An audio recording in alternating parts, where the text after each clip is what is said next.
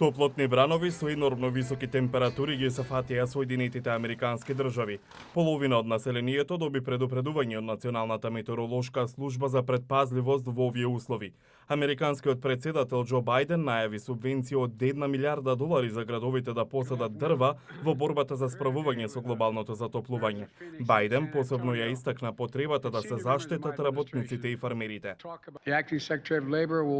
Вршителот на должноста секретар за труд ќе работи со нејзиниот тим на зголемени инспекции во високоризичните индустрии, како што се градежништвото и земјоделството. Оваа работа се надоврзува на националниот стандард што оделот за труд веќе го развива во однос на правилата за безбедност на работниците при топлотни бранови. И покрај црвената алертна фаза во главниот град на САД, Вашингтон, некои компании се оглушуваат на препораките.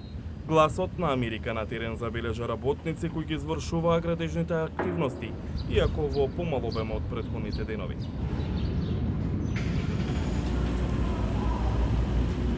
И градот во целина не е дотолку развижен како што е вообичаено за овој период од годината.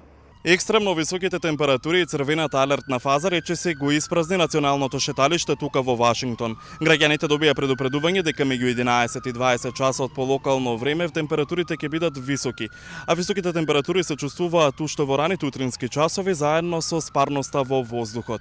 Единственото разладување тука во националното шеталиште се длабоките сенки, но и климатизираните музеи кои се во близина. Голем број од клупите останаа празни. Сепак националното шеталиште е синоним за спортски активности и некои не се откажуваат од таа намена на овој простор и покрај сериозната ситуација. Властите велат дека е многу опасно по здравјето, особено за ранливите категории, деца и повозрастни граѓани, и дека генерално треба да се избегнуваат било какви поинтензивни активности при високи температури со лош квалитет на воздухот. Но за оние кои се одлучиле да го посетат главниот град на САД, времето не е пречка да бидат на отворено, каде што се најголемите знаменитости на Вашингтон. За заштита од пеколните температури во многу градови низ САД се поставија монтажни објекти за да се сместат бездомниците.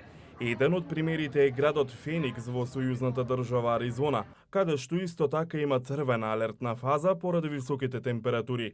Климатските промени се голем фактор во екстремно топлотните бранови, особено во месец јули, како во САД, така и низ светот. Светската метеоролошка организација предупредува дека оваа година јули е на пат да биде најтопол месец досега.